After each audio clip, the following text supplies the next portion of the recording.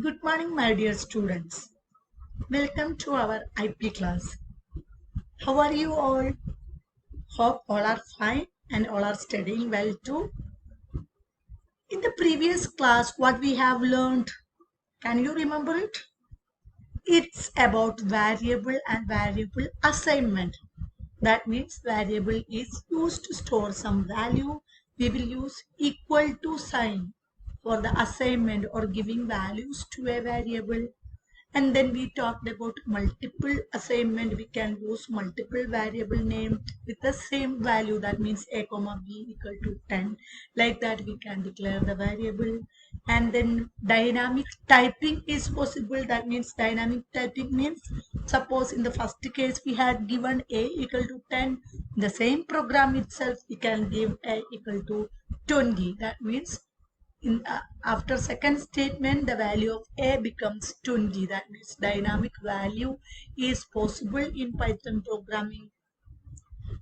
In other languages the same value is replaced, but in Python the previous value will be there, but our variable will point to a next memory address which holding the current value. These all are we discussed in the previous class. Hope you can follow it and you studied it well. In today's class we are going to discuss about data types and debugging. We already studied the concept of data types. In which topic? Can you remember? We studied it in tokens. Inside tokens, we studied what we studied in tokens. Tokens are the smallest individual units of a program. Token consists of keywords, identifiers, an identifier, a classification which is variable to, then operators, punctuators, then data types. These are the tokens used in our program. So data types, we have studied about data types in that class. Again, once again revise that topic. What is data type in data handling? So in our textbook, this chapter name is data handling. In data handling, we have to study what topics we have to study in textbook. The textbook chapter name is data handling. We have to study data types, debugging, and typecasting. That means converting one type to another, mutable and immutable types like that. So first we have to know data types. So in all programming languages, data types are used. That means to denote a value, we will use data types. Variables, operators, and expressions all are used in, but data types is the main concept used. Data types specify which type of value of variable can store. That means if we are storing a value as a equal to 10, this 10 is number format which is known as int. Int is integer because this 10 does not contain any float, any point places, any decimal points. So data types in Python, we already studied it. So I will be a little bit speed in this topic because we already covered this chapter. So data types in Python, there are number, string, boolean, list, tuple, set, dictionary. Many classifications are there. We studied like in the previous classes we studied about data types and its classification. So before going to data type in detail, what is mutable and immutable data type? Do you know? A mutable data type can change its state or contents. That means a mutable data type can change the contents of the variable or data type, and immutable data type cannot. That means example for mutable data type are list, dictionary, set, byte, array. Example for immutable data type is int, float, complex, string, tuple, frozen set, etc. Then you might have a doubt. That means we are changing the value of a variable. For example, if a equal to 10, we can write as a equal to 22. So 20. So in this case, we are changing the value. So is it mutable? In a equal to 10, the value of a equal to 10, that means which is a number data type or int data type. So in this case, we are specifying that int is immutable. How it is possible? Can you guess? So in this, actually, we in the previous class we studied a diagram relating that.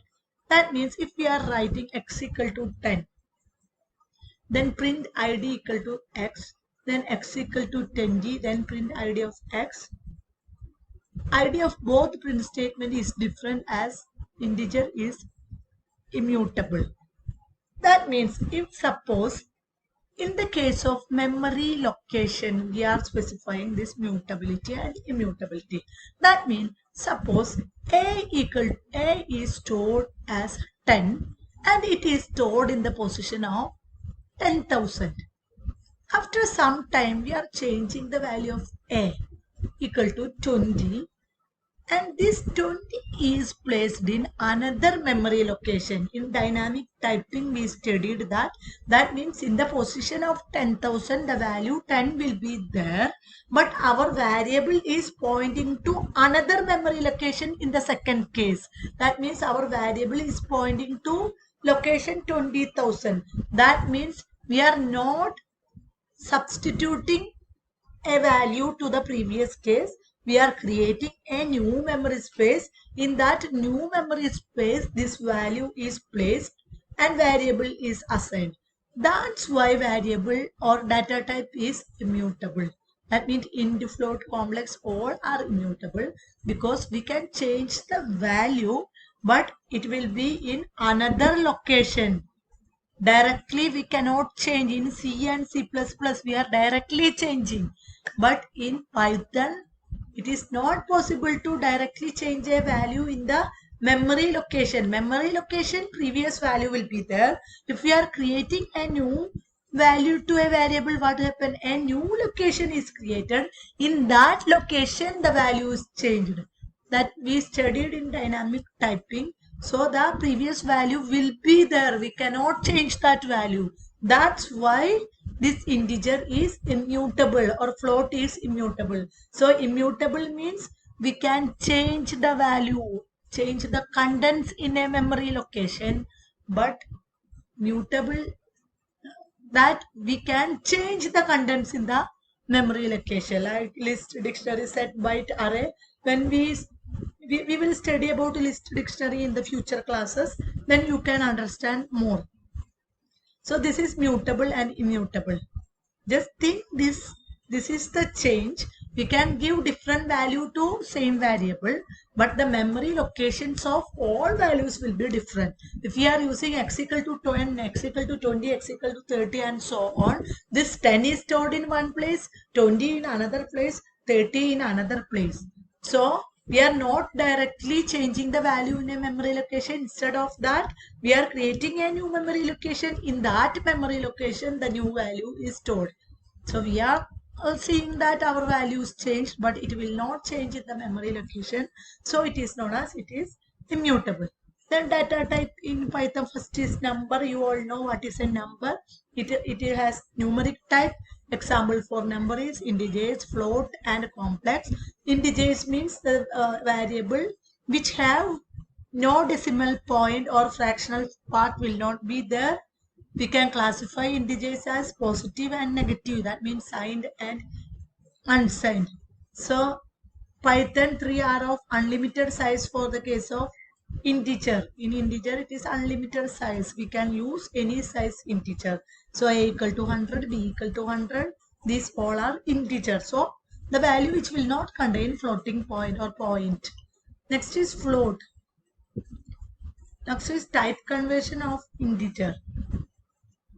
That means if we are using any other data type, we can convert it into integer. For example, a equal to 101, which is enclosed in double quotes, means this 101 is string. String means group of characters. It is not integer, it is a string. So if we want to change the data type to integer, it is possible like this, int of a. That means this 101 becomes integer, the value 101. Here 101 is a string, here it becomes integer.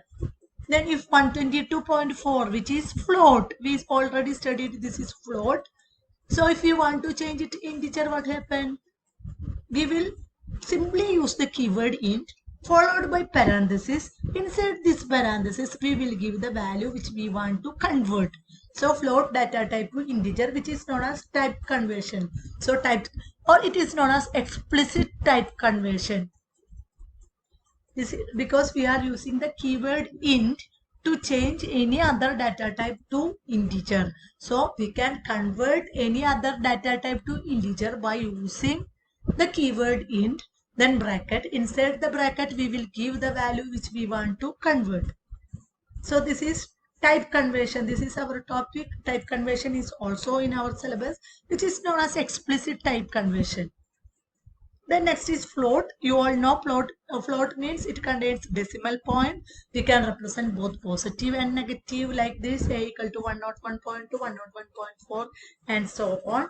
And in float also we can change the type conversion. In integer we use the keyword int. Then what happened in the case of float? We will use the keyword float. So here 3.1.4 is a string because it is enclosed in single quotes. If we enclose the value either in single quotes or in double quotes, it will act as string. It is not integer, it is not float, it is string. So this 3.1.4 is a string. If we want to convert it into float, what happens? Float of A. Then it will convert to float and the value will be 301.4. Float of 121 will give 121.0 because this 121 is integer. It is converted to float. That means a decimal point is created. The need of conversion is if we want to add two number, we have to convert it. If it is string, we cannot add the numbers, so we have to convert it. Let's study in examples. Then next is complex numbers. Complex numbers, as in maths, it contains both real and imaginary part like x plus yj, x plus ij and so on. It contains both real and imaginary part. So complex of 5, convert 5 to a real part value and 0 imaginary part. Now in this also we can use type conversion in complex numbers also. So suppose we wrote as a equal to complex of 5, what happened? It will be in the form of 5 plus 0j. That means it has a real part 5 and imaginary part 0j. B equal to complex of 101 comma 23, what happened? 101 plus 23j. So these all are about numbers. We can use number in three types. They are int, float and complex. And typecasting or explicit type conversion is also possible, in which we can convert a given format to another by using the keyword. If we want to convert to integer, then when we will use int, inside the bracket we will use the number or data that we want to convert. So we can use complex numbers also. It will contain both real and imaginary parts in the case of float. So in the case of complex 101 plus 23j. And in the previous example of type conversion, we studied if we converted 122.4 to integer, what happened? The decimal points are omitted. But if we converted an integer to float, what happened? In this case we studied if we converted 121 to float, it is created as 121.0. So a decimal point is included. Just type conversion is nothing but changing one data type to another by using some data type keywords like int, float, complex, etc. Next data type is string. We already studied about string. It is enclosed in single quotes or double quotes like that, but we can cover in detail in the next class. So in this class we studied about the data type number. Three classifications are there, and we studied about mutable and immutable type. Immutable type, we can change the value in the memory location itself, but in immutable type we cannot change the value in the memory location. Instead of that, new value is created in the new memory location. So let's wind up this session for now. Let's continue our class in the next week or next working day. Thank you for listening me. Let's wind up the class. Thank you.